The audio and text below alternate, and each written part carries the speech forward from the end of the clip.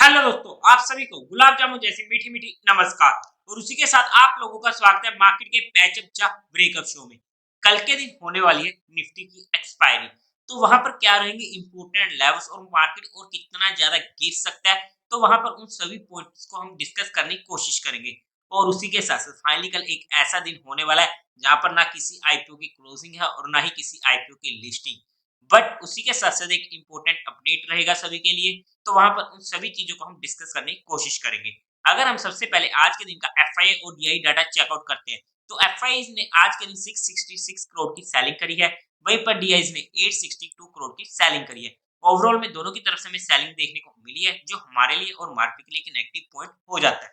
अब अगर हम मार्केट की बात करते हैं, क्योंकि आज के दिन कुछ ज्यादा डिस्कस करने को है नहीं है आईपीओ के रिलेटेड, बट उससे पहले हम एक इंपॉर्टेंट पॉइंट्स को डिस्कस कर लेते हैं सभी के लिए। तो वहां पर हर सैटरडे, जैसा कि आप सभी को मालूम है कि मैं जहां पर फाइनेंशियल लिटरेसी के ऊपर कोई ना कोई सेशन करवाता रहता हूं, जिससे हमारी as a investment, as a future में हमें किस तरीके से काम करना चाहिए, वहां पर क्या इंपॉर्टेंट हमारा माइंडसेट बन जाता है। और किसी भी तरीके से आपको फाइनेंशियली लिटरेट करने के लिए ये सेशन किया जाता है, जो बिल्कुल फ्री ऑफ कॉस्ट रहता है। तो यहाँ पर किसी भी तरीके की कोई भी फीस नहीं होने वाली है, जितने भी हम सेमिनार करवाते हैं। तो इस बार का जो सेशन होने वाला है, उसका टॉपिक रहेगा wealth building in golden era of India. क्योंकि सभी को मालूम है कि इंडिया आने वाले टाइम में काफी ज्यादा ग्रो करने वाला है, तो हम वहां पर किस तरीके से हमारी वेल्थ को बिल्ड कर सकते हैं। और उसी के साथ साथ जो इस सेशन को लीड करने वाली है, वो होने वाली है मिसिस राधिका गुप्ता मैम। जिन लोगों को भी ना मिसिस राधिका गुप्ता मैम के बारे में नहीं पता है, एक बार इनके बारे में गूगल कीजिएगा। आपको काफी ज्यादा मोटिवेशन मिलने वाली है। और जितने भी हमने इनके पहले भी सेशन करवाए हैं, तो काफी ज्यादा मजा हमें वहां पर देखने को मिला है। जो एमडी एंड सीईओ रहने वाली है एडलविस म्यूचुअल फंड की। इस सेशन की टाइमिंग होगी 6 ऑफ जनवरी, this Saturday 6 PM to 7 PM. Joining करने के लिए आपको करना पड़ेगा एक छोटा सा रजिस्ट्रेशन, जो फ्री ऑफ कॉस्ट रहने वाला है ऑब्वियसली। रजिस्ट्रेशन लिंक आपको डिस्क्रिप्शन में और पिन कमेंट में मिल जाएगा, जहां पर आपको बस लिंक पर जाकर अपना नेम और मोबाइल नंबर भर के रजिस्टर्ड हो जाना है। इसके अलावा और कुछ भी नहीं है। सेशन को ज्वाइन करना मत भूलिएगा। अगर आप इन्वेस्टिंग करते हो तो आपको काफी ज्यादा हेल्प मिलने वाली है।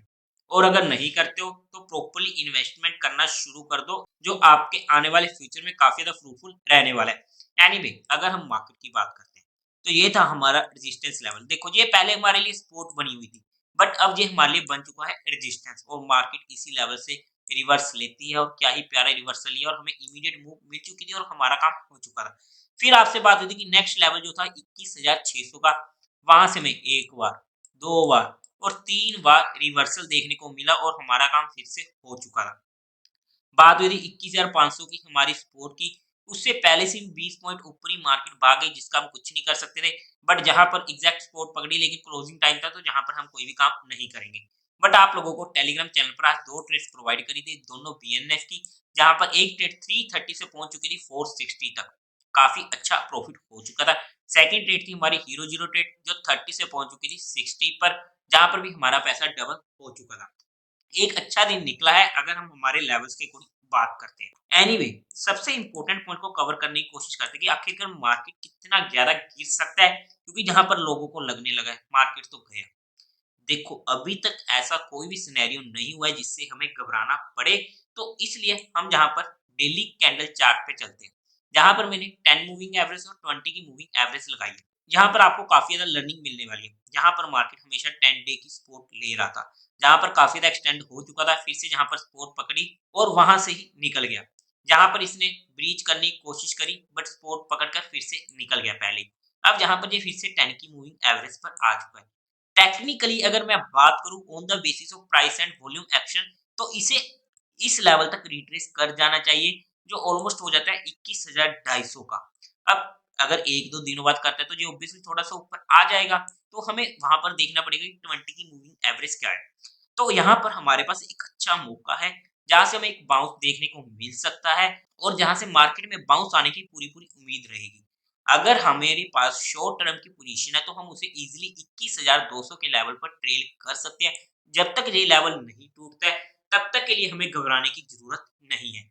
ये बात मैंने कल बोली थी, बट आज के दिन हमारे पास थोड़ा सा टाइम था, क्योंकि वहां पर हमें और चीजें डिस्कस नहीं करनी थी। तो मैंने यहाँ पर थोड़ा सा डिटेल में स्टडी करने की कोशिश करी है। और अगर मैं मीडियम टर्म की पोजीशनों की बात करूँ ना, तो वो हमारे लिए लेवल 20,600 का, जो कि काफी दूर है, तो हमें टेंशन लेने की जरूरत ही नहीं है। जब तक मार्केट इस लेवल के ऊपर है तब तक के लिए दिक्कत नहीं है। हालांकि हमारे पास वॉल्यूम डिस्ट्रीब्यूशन डेज VDD, अगर आपको नहीं पता ये क्या होता है तो जस्ट आप यूट्यूब पे सर्च कीजिएगा। हमने वहां पर बहुत बार डिस्कस किया है, रील्स भी बनाई है और स्पेशली वीडियोस में भी डिस्कस किया, आपको पता लग जाएगा। तो यहाँ पर हालांकि वॉल्यूम डिस्ट्रीब्यूशन डे 4 हो चुके हैं, लेकिन अगर यहाँ पर एक या दो वॉल्यूम डिस्ट्रीब्यूशन डेज हमें और मिलते हैं तब हमारा थोड़ा सा माइंडसेट कन्वर्ट हो सकता है। और जब तक मार्केट इस लेवल के ऊपर है तब तक तो हमें दिक्कत नहीं है। अगर इस लेवल को तोड़कर नीचे सस्टेन करना शुरू करता है, इसके नीचे की क्लोजिंग देता है, तब हमारे लिए वहां पर एक सिनेरियो होगा कि तब हमें अलग माइंडसेट के साथ थोड़ा सा सोचना पड़ेगा। अगर मैं बैंक निफ्टी में बात करूं, देखो यहाँ पर 20 की मूविंग एवरेज को ये टच कर चुका और वहीं से ही हमें बाउंस देखने को मिल रहा है। 10 की मूविंग एवरेज ये वाली है इसकी। अगर मैं टेक्निकली बात करूँ, अगर ये फिर से हमें इस लेवल के आसपास मिलता है तो एक बार के लिए दोबारा से अटेम्प्ट किया जा सकता है। देखो अटेम्प्ट करना प्रोबेबिलिटी वाला काम है कि जहां से बाउंस आना कंफर्म नहीं होता, इसलिए हमारा छोटा सा नीचे की साइड का हमें स्टॉप लॉस रखना पड़ता है। क्या स्टॉप लॉस हंट होके नहीं जा सकता? जा सकता है। अगर स्टॉप लॉस हंट हुआ एक बार लो, जब इसको रिक्लेम करेगा और अपने हाईएस्ट को तोड़ेगा तब हमारी वहां पर दोबारा से एंट्री हो जाती है, इतना हमें समझना पड़ेगा। बट आज के दिन बैंक निफ्टी ज्यादा स्ट्रॉन्ग था as compare to Nifty. Bank Nifty के ऊपर हमें नई मूव मिलेगी 47,800 के ऊपर और 48,000 के ऊपर हमें इसमें पटाखा देखने को मिल सकता है। तो ये हमारे लिए इंपॉर्टेंट लेवल्स होने वाले हैं। और नीचे की साइड मेजर सपोर्ट रहेगी 47,379 की, जहां आप राउंड ऑफ में 4700 400 की मान सकते हो।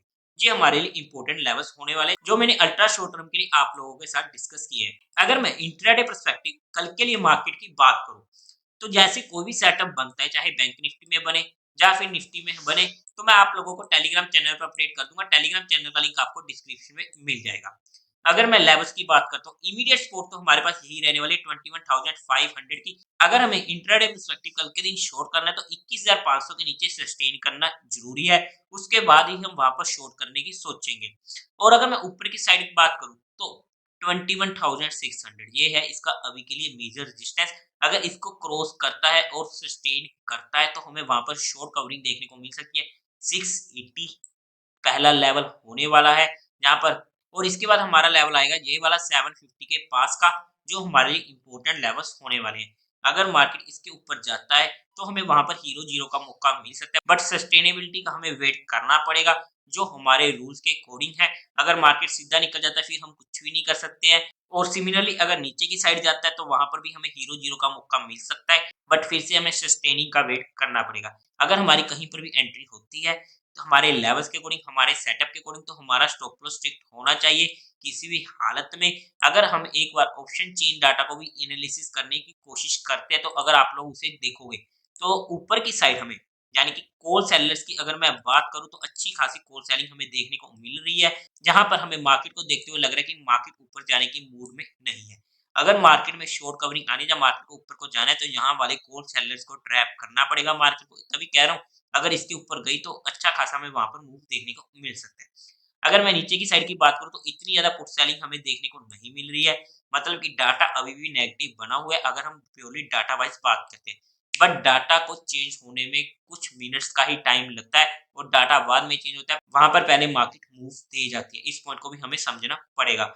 हाउएवर 21,500 हमारे लिए इमीडिएट सपोर्ट बना ही हुआ है, फिर 21,400 का हमें देखने को मिल रहा है। बट जितनी भी चीजें हमारी यहाँ पर डिस्कस हुई है वो सिर्फ एजुकेशन, लर्निंग और केस स्टडी पर्सपेक्टिव हुई है, यहाँ पर किसी भी तरीके कोई भी इन्वेस्टमेंट टिप या एडवाइस नहीं दी गई है। फिर भी अगर आप लोगों को इन्वेस्टमेंट या ट्रेडिंग करनी है तो एक बार अपने फाइनेंशियल एडवाइजर से जरूर कंसल्ट कर लीजिएगा। तो देवी और सज्जनों, उम्मीद आप लोगों को ये वीडियो अच्छी लगी होगी, तो इस वीडियो को लाइक कीजिएगा, शेयर कीजिएगा और साथ ही साथ चैनल को सब्सक्राइब करें। हर हर महादेव।